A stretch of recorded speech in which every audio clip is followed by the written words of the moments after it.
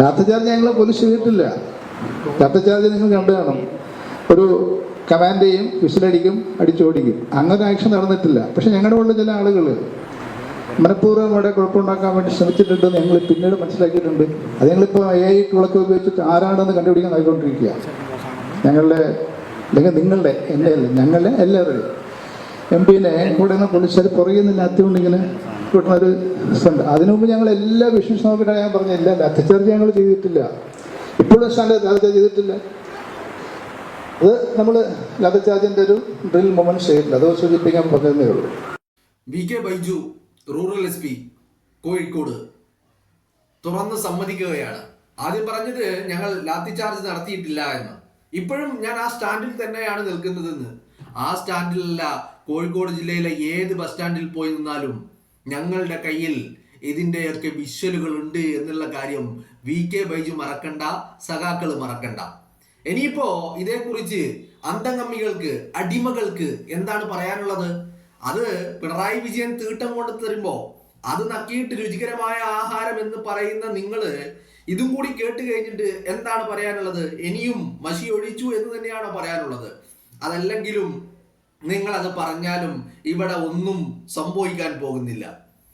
ഇത്രയും കാലം election commission ഔദ്യോഗികമായിട്ട് 1,14,506 വോട്ടിന് ഷാഫി പറമ്പിൽ വടകരയിൽ വിജയിച്ചു എന്ന് പറഞ്ഞിട്ട് അത് ഇത്രയും കാലമായിട്ട് അംഗീകരിക്കാൻ കഴിയാത്തവരാണ് നിങ്ങൾ. അപ്പൊ നിങ്ങള് ഈ കാര്യത്തിൽ ഇനി എന്തൊക്കെ പറഞ്ഞാലും കുഴപ്പമില്ല. ഇന്നലെ സോഷ്യൽ മീഡിയയിൽ കണ്ട മറ്റൊരു ചർച്ചയാണ്. ഷാഫി പറമ്പിലിനെ ഒരു മൂത്ത അന്തംഗമ്മി തന്റെ അടിമയോട് ചോദിക്കുകയാണ്, ഷാഫി പറമ്പിലിനെ ഏത് ആശുപത്രിയിലാണ് ചികിത്സിച്ചേ? അപ്പോ ഈ അടിമ പറയുന്നത് അത് ബേബി മെമ്മോറിയൽ ഹോസ്പിറ്റലിലാണ് എന്നാണ്.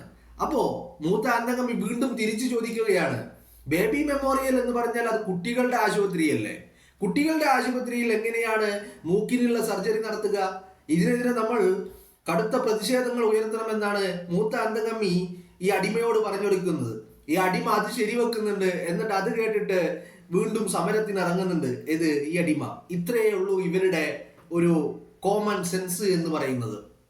അപ്പോ അതൊക്കെ നമ്മൾ സോഷ്യൽ മീഡിയയിൽ കാണുന്നതാണെങ്കിലും അതൊന്നും ചർച്ചാ വിഷയമല്ല എന്ന് പറയാൻ പറ്റില്ല. കാരണം ഇന്നലെ നമ്മൾ കണ്ടതാണ്, നമ്മൾ അതിനെക്കുറിച്ച് സംസാരിച്ചതാണ്. ഒരു മുഖ്യധാര മാധ്യമത്തിൽ ഈ പൊതുസമൂഹത്തെ പങ്കെടുപ്പിച്ചുകൊണ്ട് നടത്തുന്ന ഒരു പരിപാടിയുണ്ട്, ഒരു വാർത്താ ചാനലിൽ, പൊതുവേദി എന്ന് പറഞ്ഞിട്ട്. അതിൽ പ്രേക്ഷകരായിട്ടുള്ള ആർക്ക് വേണമെങ്കിലും വിളിക്കാം. അതിലൊരു അന്തംഗമ്മി വിളിച്ച് ചോദിക്കുകയാണ്, ഷാഫി പറമ്പിലിന് തലക്കടിച്ചു എന്നല്ല പറയുന്നത്, പിന്നെ എങ്ങനെയാ മൂക്കിന്ന് ചോര വരുന്നത് എന്ന്. അതിനാ മറുപടി ആ മാധ്യമ പ്രവർത്തകൻ കൊടുത്തത്, ഈ ചോദിക്കുന്ന താങ്കള് വീട്ടിൽ പോയിട്ട് ഒരു തടിയോ അല്ലെങ്കിൽ ചുറ്റികയോ എന്തെങ്കിലും ഒന്ന് എടുത്ത് തലയിലൊന്ന് ആഞ്ഞടിച്ചു നോക്ക്, എന്നിട്ട് പറയാ മൂക്കിലൂടെ ചോര വരുമോ ഇല്ലയോ എന്നുള്ളത്. അപ്പോ ഇവരുടെ ഒരു നിലവാരം എന്ന് പറയുന്നത് ഇത്രയേ ഉള്ളൂ. ഈ മൂത്ത അന്തംഗമ്മികൾ പല ക്യാപ്സ്യൂളുകളും ഇറക്കും. അടിമകൾ അത് വെള്ളം കൂട്ടാതെ, വെള്ളം തൊടാതെ വിഴുങ്ങുകയും ചെയ്യും. എന്താണെങ്കിലും VK ബൈജു അവസാനം സമ്മതിച്ചിരിക്കുകയാണ്. ഇപ്പൊ VK ബൈജുവിന്റെ വാദം എന്ന് പറയുന്നത് 2 വാദങ്ങളാണുള്ളത്. ഒന്ന്, പോലീസിൽപ്പെട്ട ആളുകൾ തന്നെ മനഃപൂർവ്വം പ്രശ്നമുണ്ടാക്കാൻ വേണ്ടി ശ്രമിച്ചു എന്നല്ല ബൈജു, അതിനെ ഞാൻ തിരുത്തും. പോലീസിൽപ്പെട്ട ആളുകൾ തന്നെയാണ് പ്രശ്നമുണ്ടാക്കിയത്. പോലീസുകാർ തന്നെയാണ് പ്രശ്നമുണ്ടാക്കിയത്. ഈ പോലീസുകാർക്ക് ആരാണ് നിർദ്ദേശം കൊടുത്തത്? ബൈജു എന്തായാലും നിർദ്ദേശം കൊടുത്തിട്ടില്ല എന്ന് ബൈജു പറയുന്നുണ്ട്. അത് വിശ്വസിക്കണോ വേണ്ടയോ എന്നുള്ള കാര്യം ഞങ്ങൾ പറയാം. ആയിട്ടില്ല. നിങ്ങൾ പറയുന്ന ഓരോന്നിനെയും ഖണ്ഡിക്കാനുള്ള തെളിവുകൾ ഞങ്ങളുടെ കയ്യിലുണ്ട്. ഞങ്ങളുടെ കുട്ടികൾ ആ തെളിവുകൾ പുറത്തു വിട്ടുകൊണ്ടേയിരിക്കും. ഇപ്പൊ ബൈജു ഇത് മാറ്റി പറയേണ്ടി വന്നത് എങ്ങനെയാ? ഈ ഷാഫി പറമ്പിലിനെ ഈ പറയുന്ന നിങ്ങളുടെ കൂട്ടത്തിൽപ്പെട്ട ഒരുത്തൻ ഇങ്ങനെ ആഞ്ഞടിക്കുന്ന ദൃശ്യങ്ങൾ കണ്ടതിന് ശേഷമാണല്ലോ.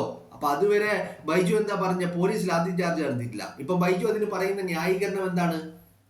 ബൈജു പറയുന്നത് ലാത്തിചാർജ് എന്ന് പറഞ്ഞാൽ കമന്റ് ചെയ്യും, എന്നിട്ട് വിസിലടിക്കും, അത് കഴിഞ്ഞിട്ടാണ് ലാത്തി ചാർജ് നടത്തുന്നത് എന്നാണ്. അങ്ങനെ ഒരു സംഭവം ഉണ്ടായിട്ടില്ല. ശരിയാണ്, അങ്ങനെ ഒരു സംഭവം ഉണ്ടായിട്ടില്ല. ബട്ട് ലാത്തി കൊണ്ട് അടിക്കുന്നതൊക്കെ ലാത്തി ചാർജ് തന്നെയാണ് ബൈജു. അതും പോലീസുകാർ ലാത്തി ഉപയോഗിച്ച് അടിച്ചിട്ടുണ്ട്. ഷാഫി പറമ്പിലിന്റെ മൂക്കടിച്ച് പൊട്ടിച്ചിട്ടുണ്ട്. ദൃശ്യങ്ങൾ നിങ്ങൾ കണ്ടതാണ്. ഇനി അത് നിഷേധിക്കണ്ട, ന്യായീകരിക്കണ്ട. ക്യാപ്സ്യൂളുകൾ ഇനി നിങ്ങളുടെ വക സഖാക്കൾക്ക് ഉണ്ടാക്കി കൊടുക്കണ്ട. അതല്ലെങ്കിലും ബൈജുവിന് ക്യാപ്സ്യൂളുകൾ ഇറക്കേണ്ട ചില ഘട്ടങ്ങളിലൂടെയാണ് ബൈജു പോയിക്കൊണ്ടിരിക്കുന്നത്. ബൈജുവിന്റെ കരിയർ, ഈ പറയുന്ന പോലീസ് ജോലി അല്ലെങ്കിൽ ഈ ഒരു പ്രൊഫഷൻ, ബൈജുവിന്റെ ഈ പ്രൊഫഷൻ, ഈ ഒരു കരിയർ കടന്നു പോയിക്കൊണ്ടിരിക്കുന്നത് ഇത്തരത്തിൽ ക്യാപ്സ്യൂളുകൾ ഇറക്കേണ്ട ഒരു ഘട്ടത്തിലൂടെയാ. കാരണം കൺഫേർഡ് IPS കാരന് ആ ഒരു നന്ദി, ആ പട്ടിയെ പോലെ വാലാട്ടി കൊടുക്കേണ്ട, നന്ദി കാണിക്കേണ്ട ഒരു ഘട്ടത്തിലൂടെയാ ബൈജുവും സംഘവും കടന്നു പോയിക്കൊണ്ടിരിക്കുന്നത്. അപ്പോ ഈ കാര്യത്തില് നിങ്ങൾ AI വെച്ചോ, ഇനി വല്ല എന്തൊക്കെയുണ്ടോ ആ സംവിധാനങ്ങളൊക്കെ വെച്ച് നിങ്ങൾ കണ്ടുപിടിക്കാൻ ശ്രമിക്കുക. നിങ്ങൾ കണ്ടുപിടിച്ചോ കണ്ടുപിടിച്ചില്ലയോ ഇതൊന്നും ഞങ്ങളുടെ കാര്യമല്ല. ഞങ്ങളുടെ പിള്ളേര് കറക്റ്റായിട്ട് കണ്ടുവച്ചിട്ടുണ്ട്.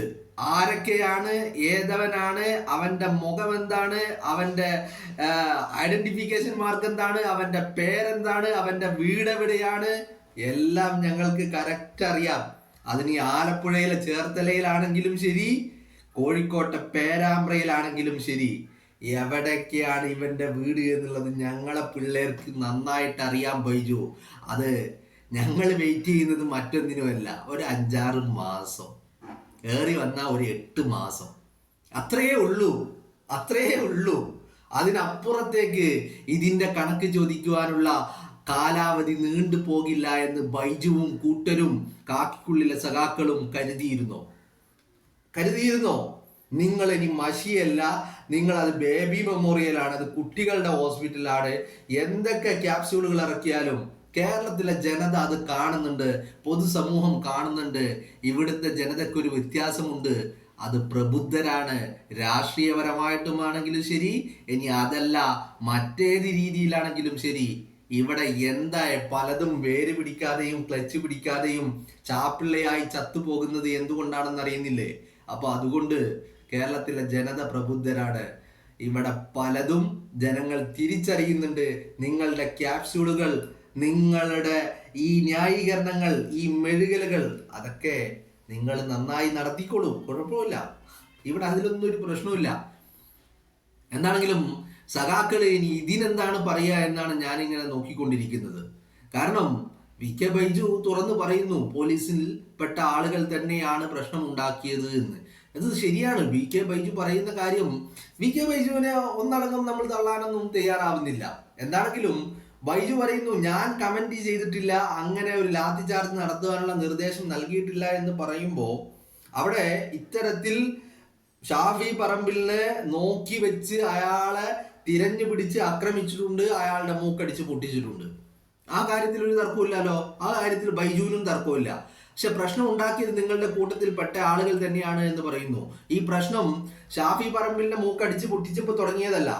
ഇത് പേരാമ്പ്ര കോളേജില് ആ യൂണിയൻ ഇലക്ഷൻ കഴിഞ്ഞ് അന്ന് വൈകുന്നേരം UDFന്റെ മക്കള്, വിദ്യാർത്ഥികൾ ആ പേരാമ്പ്ര ടൗണിലൂടെ ഒരു പ്രകടനം, ആഹ്ലാദ പ്രകടനം നടത്തിയ ആ നിമിഷം മുതൽ തുടങ്ങിയതാണ്. അന്ന് ആ മക്കൾക്കെതിരെ നിങ്ങൾ ഗ്രനേഡ് എറിഞ്ഞു. എന്തിനു വേണ്ടിയിട്ടാണ് ആ മക്കൾക്കെതിരെ ഗ്രനേഡ് എറിഞ്ഞത്? ആ വിദ്യാർത്ഥികൾക്കെതിരെ എന്തിനു വേണ്ടിയിട്ടാണ് ഗ്രനേഡ് എറിഞ്ഞത്? അപ്പോ ഇത് ഷാഫി പറമ്പിലിനെ തല്ലിയത് മുതലല്ല തുടങ്ങിയിരിക്കുന്നത്. അതിനു മുൻപേ പേരാമ്പ്രയിൽ നിന്നുള്ള കാക്കിയിട്ടിരിക്കുന്ന സഖാക്കള് പേരാമ്പ്രയിലെ കോട്ടയിൽ വിള്ളൽ വീണത് കാണുമ്പോൾ സ്വാഭാവികമായിട്ടും നിങ്ങൾക്കുള്ളിൽ പരിഭ്രാന്തരായ, നിങ്ങൾക്കുള്ളിൽ പോലീസുകാർക്കുള്ളിൽ തന്നെ പരിഭ്രാന്തരായ സഖാക്കൾ, കാക്കിയിട്ട സഖാക്കൾ നിലയുറപ്പിച്ചിട്ടുണ്ട്. അവരാണ് ഇതിനൊക്കെ പിന്നിൽ നിന്ന് കളിച്ചത്. അവർക്ക് നിർദ്ദേശം നൽകിയത് VK ബൈജു അല്ലായിരിക്കാം, അവർക്ക് നിർദ്ദേശം നൽകിയത് മറ്റു പലരുമായിരിക്കാം. ആരാണെന്നുള്ളത് വഴിയെ പുറത്തുവിടാം. ഓരോന്നും തെളിവുകൾ സഹിതം തന്നെ പുറത്തുവിടും. ഒന്നും ചുമ്മാ പറഞ്ഞ് ഈ പറയുന്ന സഖാക്കൾ അന്തംഗമ്മ അടിമകൾ ചെയ്യുന്നത് പോലെ എന്തെങ്കിലും പറഞ്ഞ് ന്യായീകരിച്ച് മെഴുകുകയില്ല. എല്ലാം തെളിവുകൾ അടക്കം, ദൃശ്യങ്ങൾ അടക്കം സമൂഹത്തെ കാണിച്ച് ബോധ്യപ്പെടുത്തിക്കൊണ്ട് തന്നെ പുറത്ത് വിട്ടിരിക്കും. എല്ലാ തെളിവുകളും ഞങ്ങളുടെ കയ്യിലുണ്ട്. ഇത് ചുമ്മാതെ പറയുന്നതൊന്നല്ല കേട്ടോ. ഞാൻ ഈ വിഷയവുമായി ബന്ധപ്പെട്ട് ആദ്യം ചെയ്ത വീഡിയോ എന്താ? ഷാഫി പറമ്പിലിനെ ആക്രമിക്കപ്പെട്ടു, ഷാഫി പറമ്പിലിനെ മൂക്കടിച്ചു പൊട്ടിച്ചു. അതായത് ശനിയാഴ്ച രാവിലെ ചെയ്ത വീഡിയോ. ആ വീഡിയോയിൽ ഷാഫി പറമ്പിൽ പോലീസുകാരോട് സംസാരിക്കുന്ന ഘട്ടത്തിലുള്ള ആ വീഡിയോയിൽ ഷാഫി പറമ്പിലിന്റെ കൂടെയുള്ള വ്യക്തികൾ പറയുന്നുണ്ട്, നിങ്ങൾ അടിച്ചതിനും നിങ്ങൾ അടിച്ചു പൊട്ടിക്കുന്നതിന്റെയും വീഡിയോകൾ ഞങ്ങളുടെ കയ്യിലുണ്ട് എന്ന്. തെളിവുകൾ ഞങ്ങളുടെ കയ്യിലുണ്ട് മക്കളെ. വെറുതെ വന്ന് ന്യായീകരിക്കൂല, മെഴുകാൻ നിൽക്കില്ല, ക്യാപ്സ്യൂളുകൾ ഇറക്കാൻ നിൽക്കില്ല. ഇത് അന്തംകമ്മി അടിമകളല്ല എന്നുള്ളത് നിങ്ങൾ തിരിച്ചറിഞ്ഞോ? അന്തംകമ്മി അടിമകളല്ല. പിണറായി വിജയൻ തൂറിയിട്ട് തീട്ടം കൊണ്ടുവന്ന് പ്ലേറ്റിൽ കൊണ്ടുവന്ന് നിങ്ങളുടെ മുന്നിൽ വെച്ച നക്കി തിന്നാൻ അന്തംകമ്മി അടിമകളല്ല. ഞങ്ങളുടെ കയ്യിൽ തെളിവുകളുണ്ട്. നിങ്ങൾ തന്നെയാണ് അടിച്ചു പൊട്ടിച്ചത് ഷാഫി പറമ്പിലിന്റെ മൂക്ക്. അത് ഷാഫിയെ തിരഞ്ഞു പിടിച്ച് ആക്രമിച്ചതാണ്. ആ കാര്യത്തിൽ ഒരു തർക്കമില്ല. അപ്പോ നിങ്ങൾ ആശ്വസിക്കുന്നുണ്ടായിരിക്കും, നിങ്ങൾ ഷാഫിയുടെ മൂക്കടിച്ചു പൊട്ടിച്ച് അയാളെ നിങ്ങൾ സൈഡിലാക്കി എന്ന്. നിങ്ങൾ ആശ്വസിക്കാൻ അവിടെ നിൽക്കട്ടെ. ഇതിനുള്ള പണി വരുന്നുണ്ട്. അവറാശ തിരിച്ചു തന്നിരിക്കുമെന്ന് പറഞ്ഞാൽ തിരിച്ചു തന്നിരിക്കും. അത് കാലഘട്ടം അതിവിദൂരമല്ല. പിണറായി വിജയനെ കേരളത്തിന്റെ മുഖ്യമന്ത്രി കസേരയിൽ നിന്ന് എടുത്തെറിയാൻ ദിവസങ്ങൾ മാത്രമേ ബാക്കിയുള്ളൂ. അത് കഴിഞ്ഞാൽ ഭരണം മാറും, ഭരണകർത്താക്കൾ മാറും, മുഖ്യമന്ത്രി കസേരയിൽ ഇരിക്കുന്ന വ്യക്തി മാറും. നോക്കി വെച്ചിട്ടുണ്ട്, എല്ലാത്തിനും നോക്കി വെച്ചിട്ടുണ്ട്. നിങ്ങളുടെ വീടും ഊരും പേരും നിങ്ങളുടെ മുഖവും ഞങ്ങൾക്ക് മനപ്പാടമാണ്, ഞങ്ങളുടെ മനസ്സിലുണ്ട്. ഷാഫിയുടെ ചോരത്തുള്ളികൾക്ക് പകരം ചോദിച്ചിരിക്കൂടാ.